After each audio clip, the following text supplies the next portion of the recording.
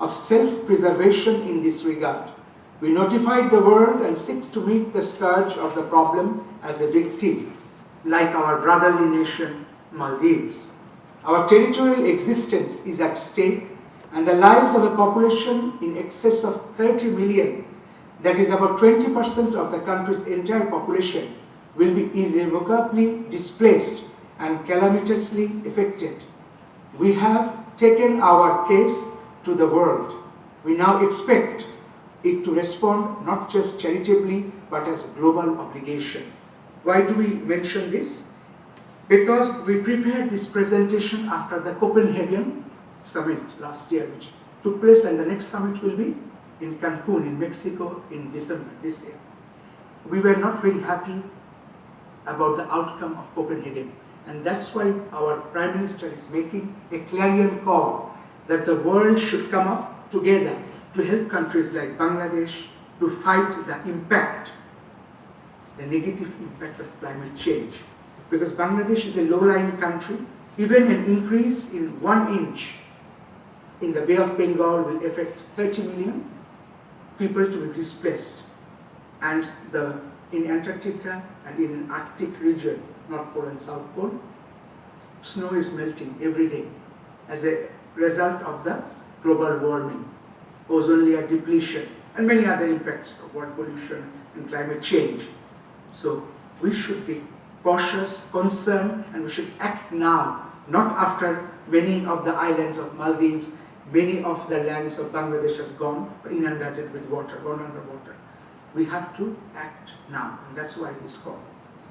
Additionally, but surely not lastly, since our plate of issues to address is as large as our nation of 162 million, we are faced with the recent global economic and financial crisis, not to the extent of Europe, but in our own way.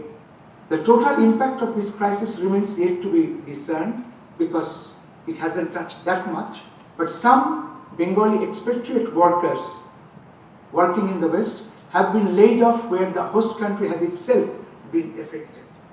Such a trend may indeed continue. In response, we have shared the problem with these host countries. We have been reassured of kind consideration against the dangers likely to be occasioned. We expect no discrimination and have been assured so. Why I mention this? Do you have any idea how many people are working abroad coming from the background of Bangladesh? Some of them have even migrated permanently. We have now 7.5 million, not 100,000, Bangladeshis working abroad, Bengalis working abroad. Some say if we take the illegal migrants, then it will be almost 10 million. Many countries don't have that population. Last year, only from them we got a remittance. In the formal channel, through government channel, we had 11 billion US dollar remittance only coming from them. This year we're expecting 13 billion US dollar coming from them because they are really, really patriots. They love their family and the country. And every year they send a lot of money back to the country through the proper channel. And to the indirect channel, it's many, many times more.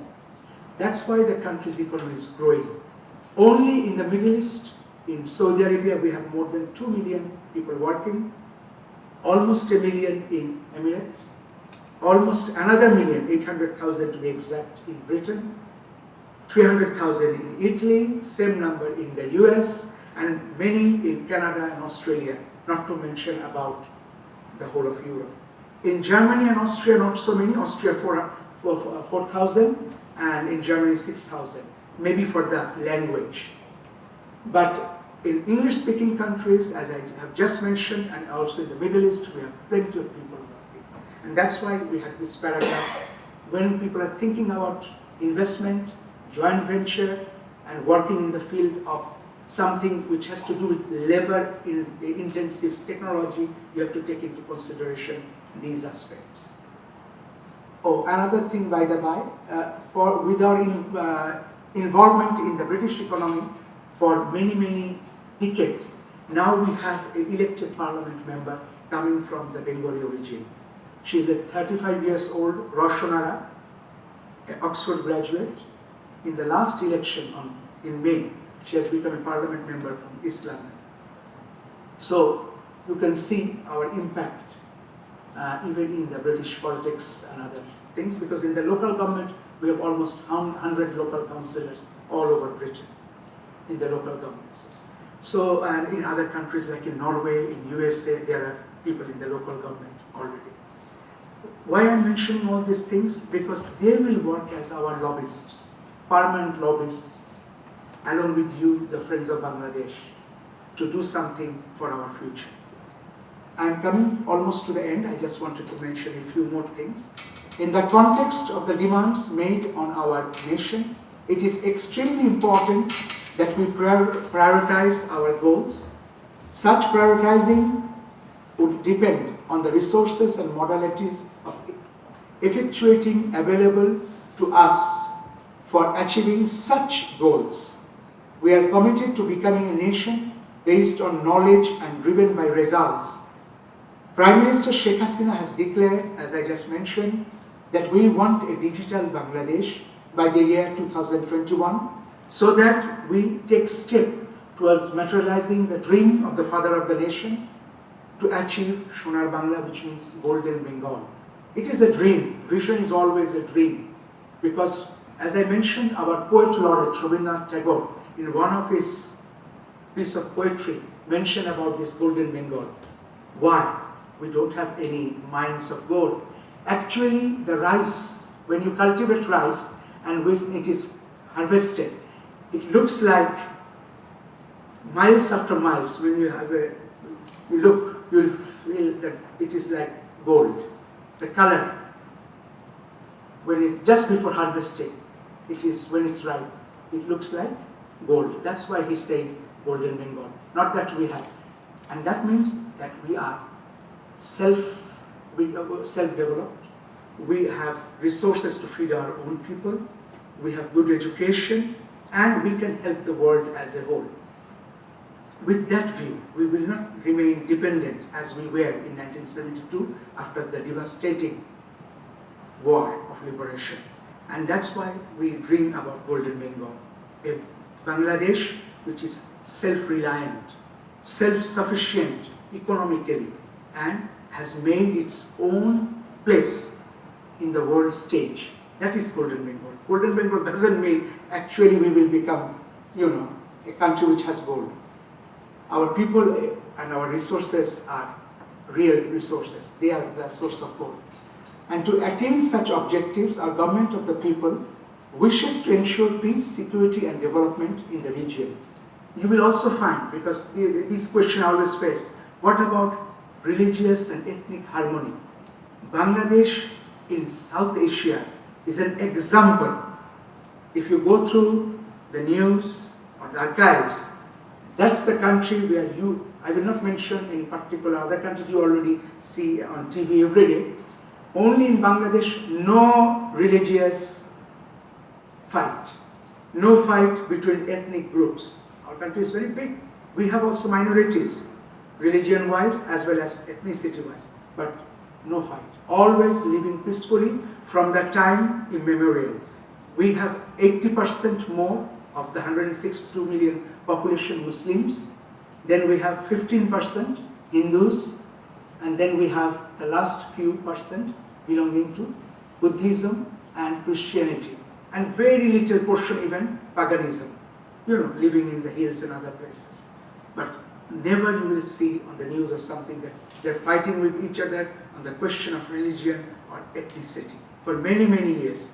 But that achievement also in 1998, when Sheikh Hasina for the first time, she was Prime Minister, she was awarded by UNESCO a Peace Award for her contribution, bringing all people of all background to live a peaceful life in the subcontinent.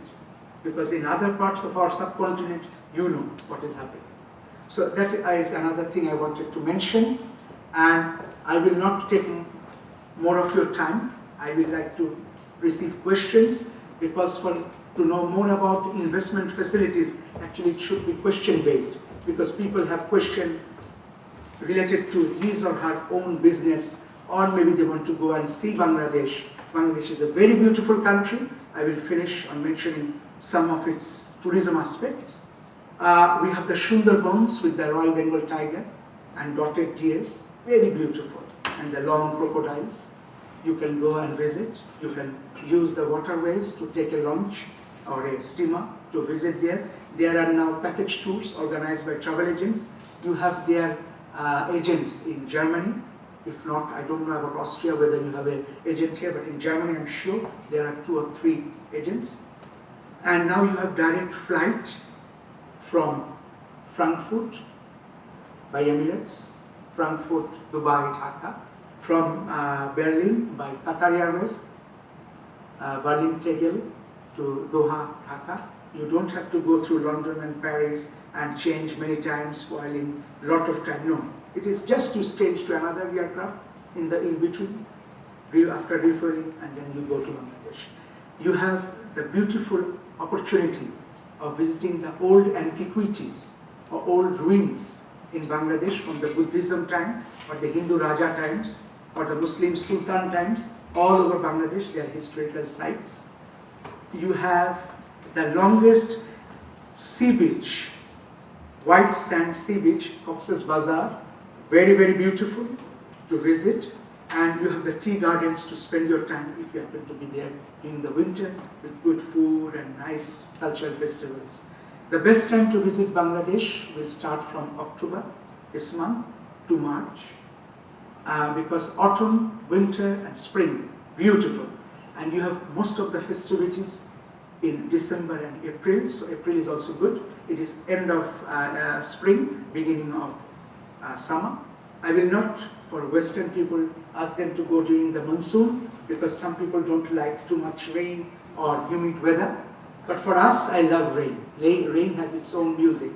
So if you're romantic, you can take a boat on the mighty river and enjoy the good food on the boat along with the music of the rain. It's up to you. You have to be that romantic.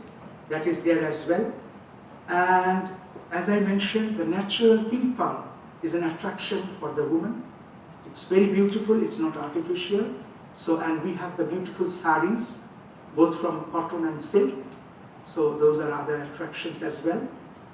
And people are very friendly. If you are thinking about what will happen with if I feel sick, you have throughout Bangladesh good medical facilities. It is well connected with highways, and you have mineral drinking water manufactured in Bangladesh and imported from abroad. So all these facilities with 5-star hotels and everything makes our country an attraction. It is a go-between Southeast Asia and South Asia. So you can change your flight and after spending a few days in Bangladesh and go to Thailand or to Cambodia or to China, Japan, everywhere. So please come to Bangladesh and invest with huge amounts and support us with our issues on climate change. I thank you. Thank you.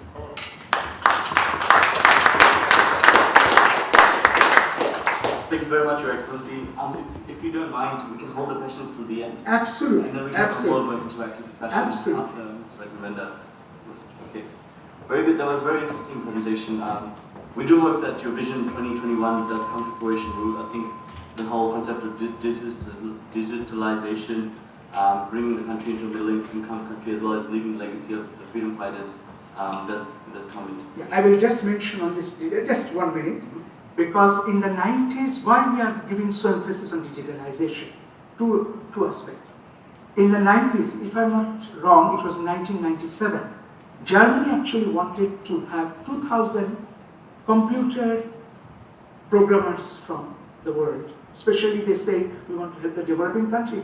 Why don't you provide a bulk of them from Bangladesh? At that time, the first batch of computer programmers just started taking their training in Bangladesh. We didn't have at that time 1,500 computer literate people at that time. But now we have 85 universities, most of them have computer engineering or computer programming departments. So now we can supply that number. And secondly, outsourcing, which has become very popular, and many do outsourcing of their business to India and China. Why not to Bangladesh? We have come a long way after 1997. That's why we want to mention this thing. Thank you. Thank you very much, Your Excellency. Okay, now we have Thomas Rettenbender from the University of California, Santa Cruz. He's flown in all the way from California as well to be here for this presentation.